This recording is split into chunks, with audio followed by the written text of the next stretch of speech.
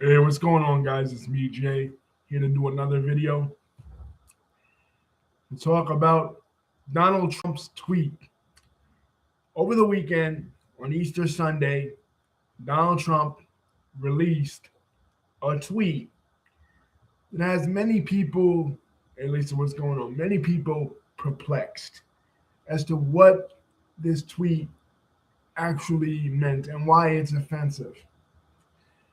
People, you know, on Trump's side, wondering what it is. They're saying that it's some allusion to the prophet Elijah. Like that's what they're trying to cover it up. You know, as with that, here's what the tweet said. This is a video thanks to Lisa. She brought this to my attention. It says Tuesday will be Power Plant Day and Bridge Day, all wrapped up in one in Iran. There will be nothing like it! Exclamation point. Open the fucking street, you crazy bastards, or you will be living in hell. Just watch. Praise be to Allah, President Donald J. Trump. Now, the offensive part, besides him saying that he is directly going to attack Iran if they do not open up the Straits of Hormuz. And for those that don't know, the Straits of Hormuz is this little body of water that is located between Iran and the UAE, right? And it's not closed. It's not closed. It's closed to the United States and to Israel, but it is not closed for every country. France could get in there, China could get in there, Russia could get in there. It's just only closed to the United States and to Israel, of course, because the United States and Israel, under the leadership of Donald Trump and Benjamin Netanyahu, are are attacking Iran. So why would Iran open up the straits, for them? But he's directly threatening them, and he says, "Praise to Allah." That is the praise to Allah. That is the part that is getting many people offended. You know what I mean? Some people on the Republican side are saying, "Well, how could he praise another God?" "Quote unquote." I'll explain that why that's stupid. And some people on the Muslim side are saying, "Well, he said it. He's invoking, you know, our religion. You know what I mean? What we call God, what we refer to God as in the Muslim faith as Allah." And then he's at the same time threatening to attack a predominantly Muslim country. In other words, mocking them. You know what I mean? The regime is Islamic, the Islamic Republic of Iran, and he's mocking them, saying something that's super offensive. So, in response to that, a reporter asked, "Why you use such vulgar language?" "Only to make my point. I think you've heard it before." So, in other words, this is what I do. I say vulgar things, I say offensive things, I say whatever. But to all of the conservatives that are saying, "Well, he's praising another God," quote unquote, that's stupid. Because let me enlighten you about a little something. Everybody that speaks the language of Arabic calls God Allah. Okay? Christians as well as Muslims. It's not only limited to Christians. There are millions and millions. You may not know this if you don't know anything, like a lot of MAGA Republicans and stuff don't know anything about the world. They have no idea about, the world culture, geography, what have you. But there are many people around the world that are Arabic speaking that are Christians. You know what I mean? So when those Arabic speaking people referred to God, they referred to him as Allah, because what does the word Allah mean? In Arabic, Al is the, and Ilah is God. So Al Ilah, Allah the God, right? It doesn't just refer to, it's not just Islam, right? Islam doesn't have a specific special God. You know what I mean? It's not like Hinduism or something. In Hinduism, you have the god Vishnu, the god Brahma, the god Shiva. These are different gods. The lineage of Islam is the lineage of Abraham and it's an Abrahamic religion. It is related to Christianity and to Judaism, right? They have the same God. But even if you're not a Muslim, right, if you're a Christian and you live in an Arabic society, the word for God in Arabic is Allah. You know what I mean? So it's not a special other word. Now, that's just the way it is. It's that way for Christians that speak Arabic. I have a video on my page of a Coptic service. The Coptic people are the people of Egypt, the indigenous Christians of Egypt. And they are referring to God as Allah. Now, they don't believe the same thing as Muslims. Obviously, they don't believe in the Quran. They don't believe in the Hadith, anything like that, the Sirah of the Prophet or whatever. They're totally different religion, but they refer to God as Allah. Just like if one were to speak the Spanish language, they refer to God as Dios. One were to speak the French language, they refer to God as Dieu. You know what I mean? This is the word in the Arabic language for God, the Arabic language, which predates Islam, right? Arabic people existed before Islam. Not as many people spoke the Arabic language before Islam because, due to the Islamic conquest, the Arabic language spread out to the entire Middle East and North Africa. Now, with Persians, with Iranians, Persians are not Arabs. So when they refer to God, the name of God in their language is Khuda, which is a different word. But Muslims would, of course, the Muslims in Iran would, of course, refer to God as Allah. But it's not a different deity.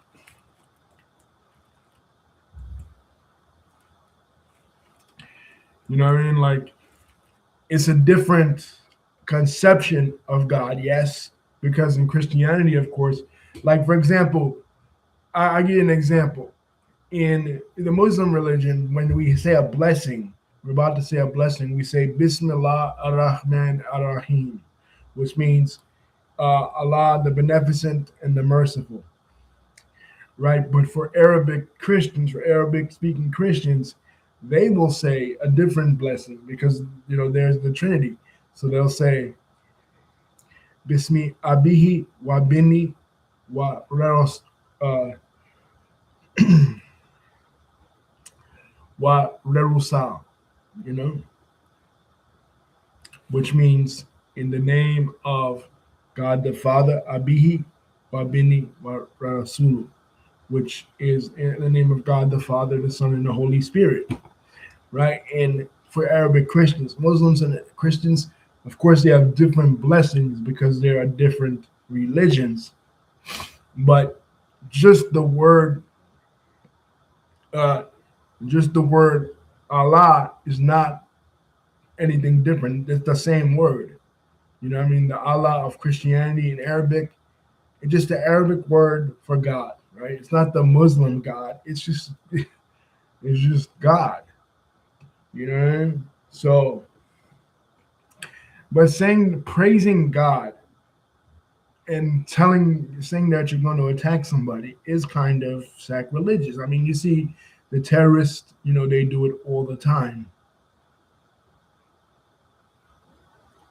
You know what I mean? So, again, Bismillah ar-Rahman ar-Rahim, and then is the Muslim version, and Bismi Ab Babini wa Ruhu Kudus is the Christian version.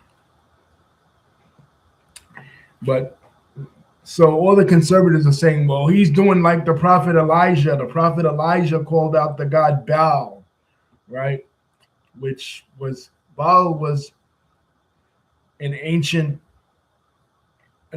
Canaanite deity that existed before there was the Israelites.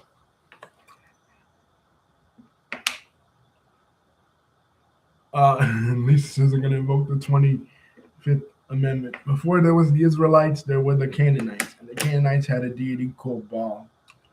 We saw Iran brought the statue of Baal out because the Baal was in the name Baal, B-A-L-L, was in the Epstein files. right? That Epstein mentioned. Lisa says people are saying they're going to invoke the 25th Amendment on Trump, that he's going crazy. You know, 25th Amendment, Section 2. Yeah, which that is basically what that is saying is that if the president is unable mentally, as diminished capacity, that he can be removed from office.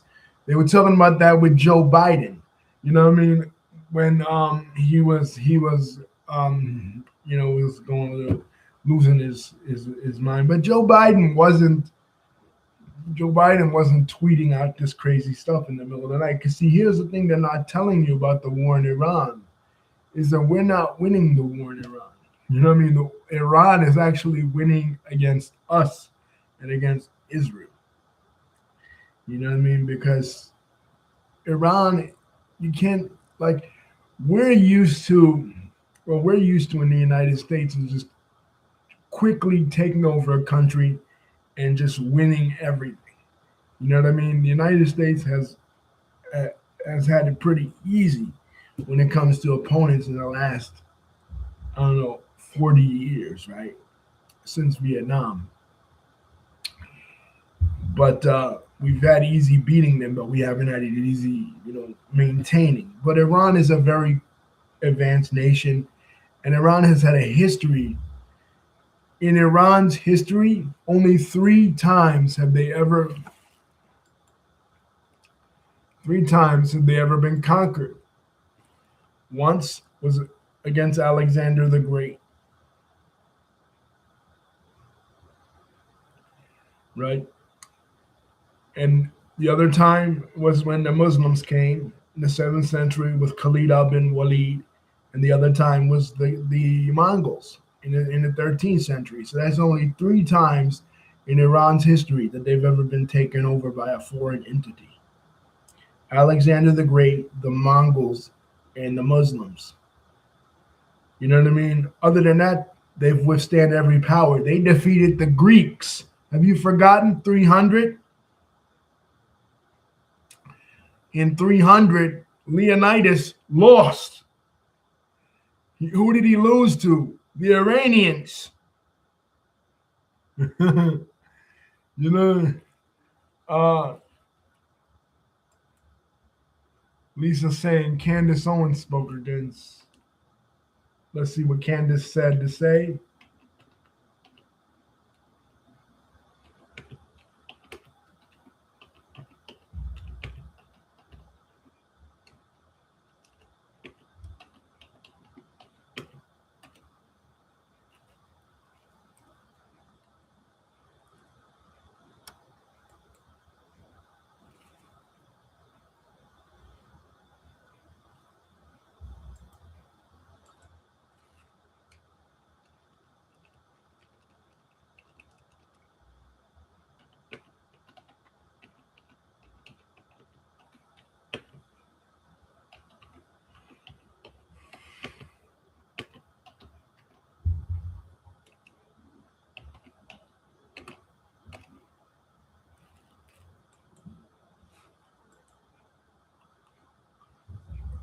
Okay, Lisa brought it up. Thank you, Lisa.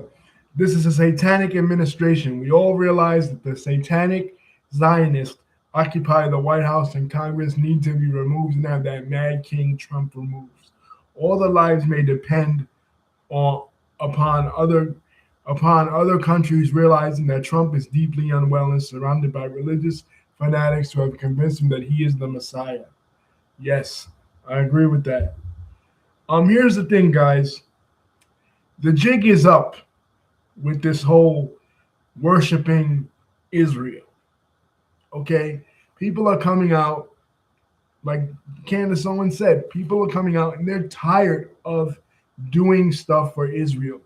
For the last, I don't know, I'm not going to say since 1948, because apparently I found an old video and it's not an AI video. It is an actual real video of President John F. Kennedy in 1960s, the early 60s, like whenever, basically saying to Israel, listen, we're going to stop your expansionist regime. You know what I mean? Like the indigenous people of the land, the Palestinians, they have a right to their sovereignty.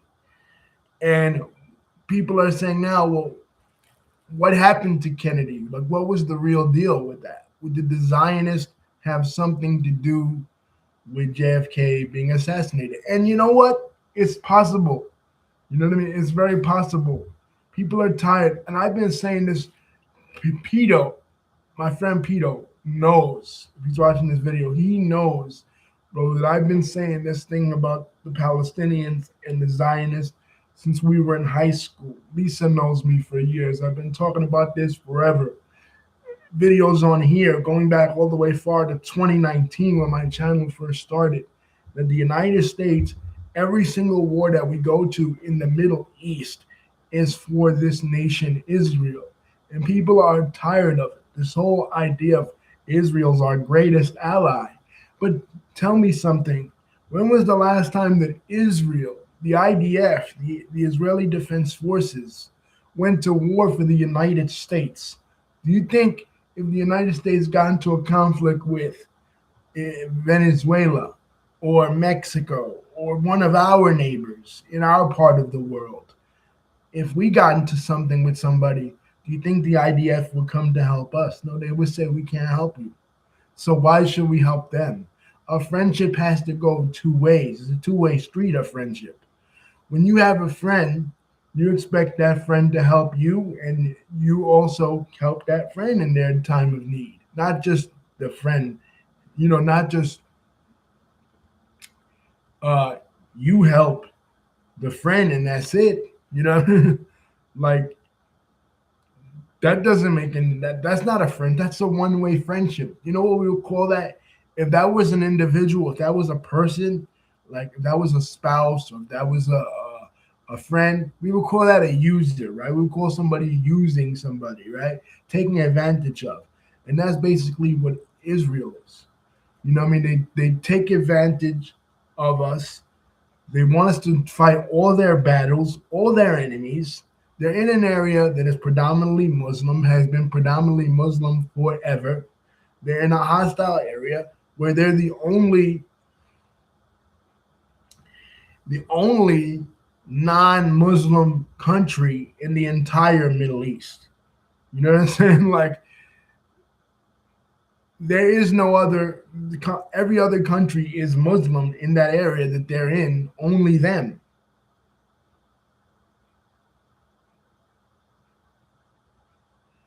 You know what I mean? So, of course, they're going to have issues.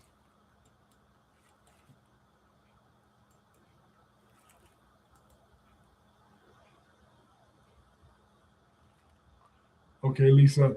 On Easter morning, this is what President Trump posted. Everyone in his administration that claims to be Christian needs to fall on their knees and beg for forgiveness from God and stop worshiping the president and intervene in Trump's madness. I know all of you and him have gone I know all of you and him, and he has gone insane, and all of you are complicit. I am not defending Iran, but let's be honest about this. The strait is closed because the United States and Israel started an unprovoked war against Iran based on the same nuclear lies they've been telling for decades. Any moment Iran would develop a nuclear weapon. You know who has nuclear weapons? Israel. Yes. And they are more than capable of defending themselves without the United States having to fight their wars, kill innocent people and children, and pay for it. Trump threatening to bomb power plants and bridges hurts the Iranian people, the very people he claimed he was freeing. On Easter of all days, we as Christians celebrate and remind that the Son of God died and rose from the grave, and we can be forgiven and once and all for our sins. Our president is not a Christian, and his words and actions should not be supported by Christians. Christians in the administration should be pursuing peace, urging the president to make peace, not escalating a war that is hurting people. This is not what we promised the American people when they overwhelmingly voted in 2024. I know I was there more than most. This is not making America great again. This is evil. Okay, yeah. couple of things about Marjorie. Yeah, that's from Marjorie Taylor Greene, the former congresswoman from Georgia. A couple of things about her. Um, her tweet. Yes, I agree with it. And I just wanted to say about that, how did Israel get those nuclear weapons? They stole the capabilities from us. Okay? Is that what you call a friend? You know what I mean? They stole the ability to manufacture a nuclear weapon from us. That's what you call a friend? See what I'm saying? How the friendship goes one way? You know what I mean? Everything about our friendship over the years has been to serve them, right? For us to do for them, for us to give them money, for us to go to war for them, for us to give them the nuclear bomb. Don't forget, the nuclear bomb was invented by us in our country. Right? We were the first to have the plans. Right? We were the only ones that used it thus far. You know what I mean? In 1945 against the Japanese. You know what I mean? So how did they get it? Either we gave it to them or like they stole it. Right? So, and here's the thing about them. They claim that their secret service is so good, the Mossad. But if that's the case, then why do they need us? They claim that their army is so good, the IDF. Well, if that's the case, then why do they need us? Every single conflict that they have gotten in, they've called us for it. You know what I mean? They get into mess, they want us to bail them out. And every single time is the same script with Iraq. Oh, Saddam Hussein has capability for chemical weapons. I sat there in social studies in the 12th grade and watched the speech where Colin Powell just watched that movie Vice, where Colin Powell is played by Tyler Perry in that movie. Watch that movie. Colin Powell sat there and he lied to the entire world, telling us that Saddam Hussein had chemical weapons of mass destruction. But why? Because for 2.5 years and maybe even more, Benjamin Netanyahu and other Israeli leaders were telling us that Saddam Hussein was capable of causing mass chaos within the Middle East, right? Was going to destroy Israel and wipe Israel off the map. That's what Benjamin Netanyahu told us. Then after that was over, he went on to tell us about Iran. And since we toppled Saddam and we toppled Iraq, now he's telling us about Iran. So if we are hypothetically going to tackle Iran, who's next? Who's the next greatest threat? You know, like you're constantly doing the same thing. It's like you have a drug addict relative and they go, oh man, just give me $5,000, bro. And I'll be good from then. So they give them the $5,000. And then after you give them the 5,000,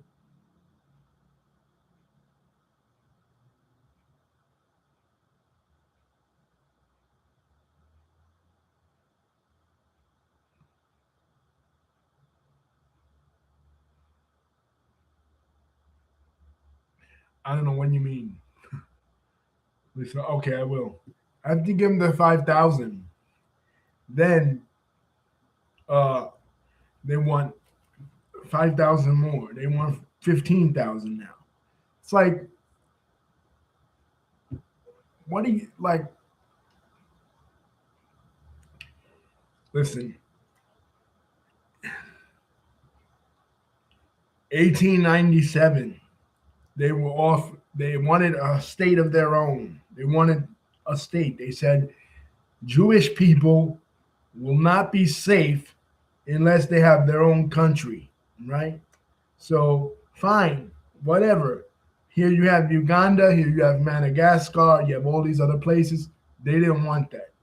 They wanted only Palestine. So what did the British do? The British decided in 1917, because at that time America wasn't as big as America is now. In the early 20th century, especially after World War One, America was interested in isolationism. All our presidents, especially our Republican ones, like Calvin Coolidge and Warren G. Harding, they were interested in isolationism. They wanted to focus on here in the United States. Britain was heavily involved in that part of the world. You know what I mean? So Britain says, okay, well, they issued the Balfour Declaration, basically saying their intentions to create a Jewish homeland for in the Middle East, right? But eventually they figured out this shit is too much. You know what I mean? Like dealing with the Muslims, dealing with the Jewish people, the Zionists. You know what I mean? It was just too much. So Britain decided, okay, we wash our hands with it, and the United Nations come in. Resolution 181 and created the State of Israel in 1947.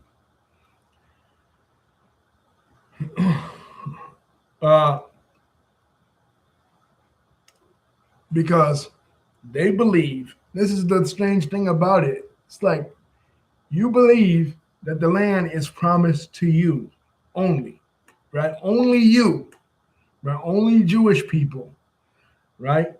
And everybody else, what about everybody else? What about people that were already living there, right?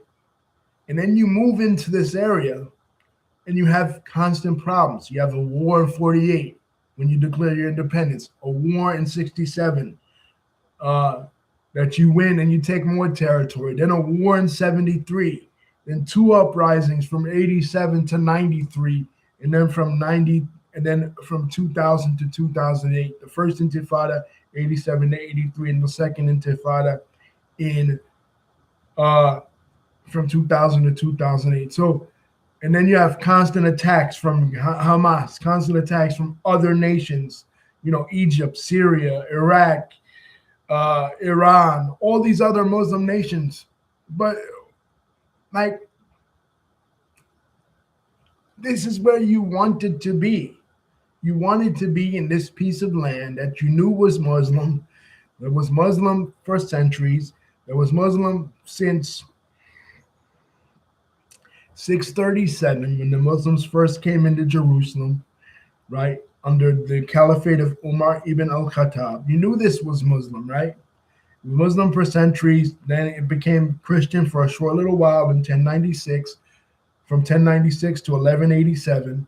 Then after 1187, Jerusalem went back to being Muslim, and then the Crusaders were finally driven off the entire land of what would become Israel, Palestine in the 1260s. That's the history of the land, right? And you knew that. You knew that when you came here, right? The Zionists, the European Zionists, they started to come here. They started to come to the Middle East, to Palestine, which was historic Palestine, in 1882. From 1882 to 1948, they were setting up communities, and they were excluding everybody else. They were excluding the native Arab population, both Christians and Muslims and Druze, right? There were three different indigenous communities, and they were from Europe. They were from Romania. They were from Poland. They were from Ukraine. Benjamin Netanyahu, you know what his name is? His name is not Benjamin Netanyahu. That's a fake name. His real name, his family name is Benjamin Milikowski. Okay? He is a Polish person. His family ancestry goes back to Poland, right? His family ancestry does he look Middle Eastern to you? Does he look Middle Eastern? No, he doesn't, right? Does Ariel Sharon, the former prime minister of Israel, does he look Middle Eastern?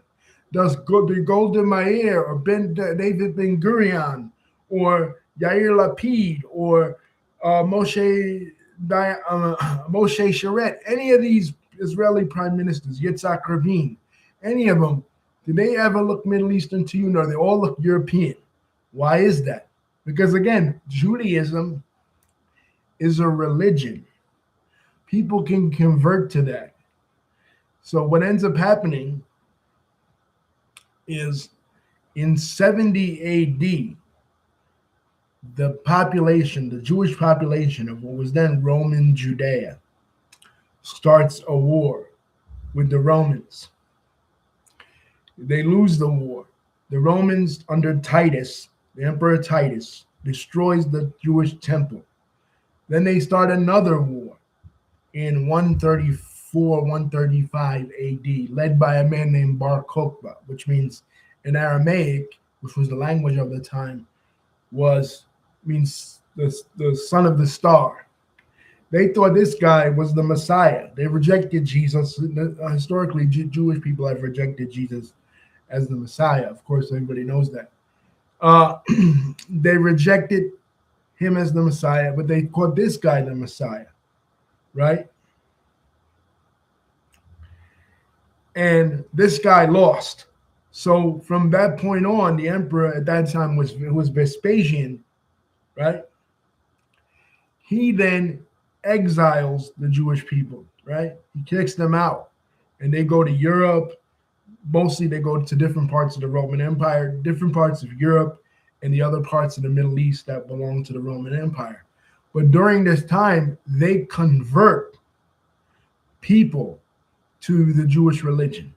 Because right now, as it stands right now, it's very hard to convert to the Jewish religion. Like you go to a rabbi and you want to convert, they have to turn you down 3 times. They have to offer you what is called the 7 Noahide laws.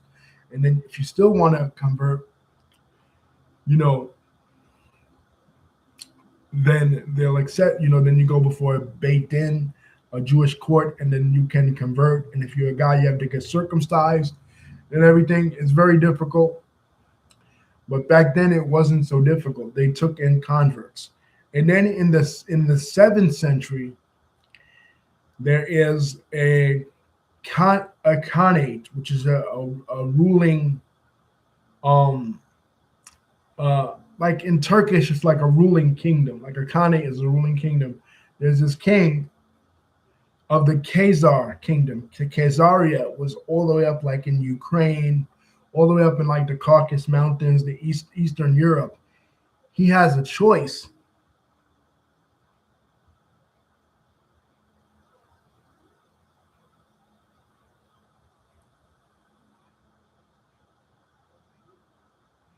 Okay, yeah, you're right.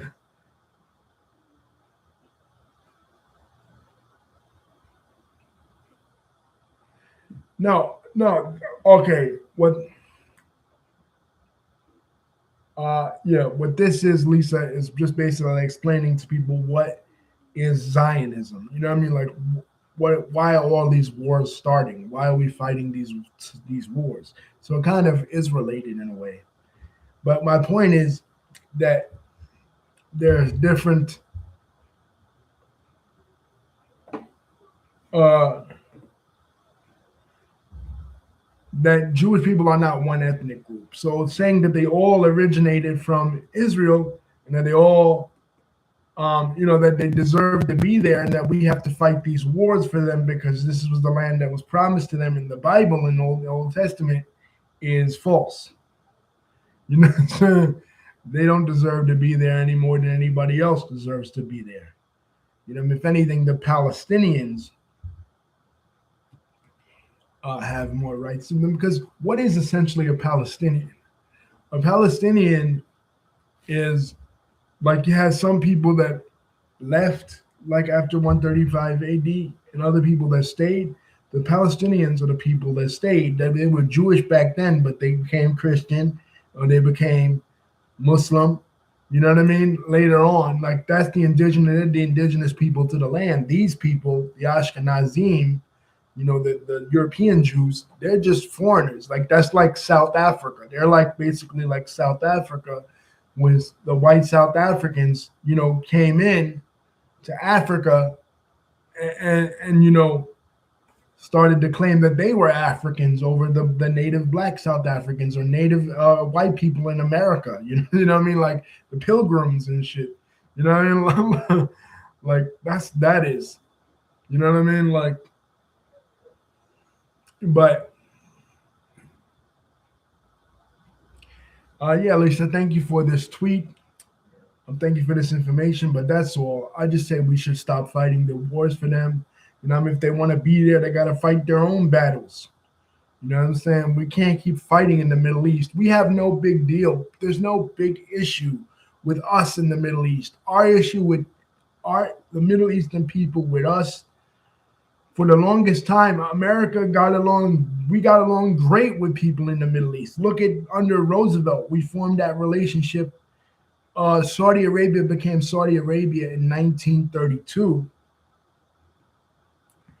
We formed that relationship with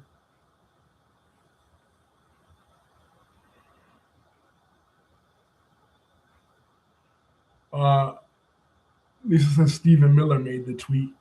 We formed that relationship with Saudi Arabia in 1932. But see, here's the and you know, we were cool with people in the Middle East. We were hunky dory, but we built schools in Lebanon. We built schools in all these other Middle Eastern countries. You know, they respected us more than they respected the British and the French because we never tried to take them over. It wasn't until our relationship with Israel that we started to have a problem. Of course, 1803, everybody knows about that, the Barbary Coast Wars and everything. You know, they were robbing American ships, and Americans, you know, basically said, you know, we're a new country. We don't have anything to do with the historic, you know, battles between Islam and Christianity, the European countries, you know, with you.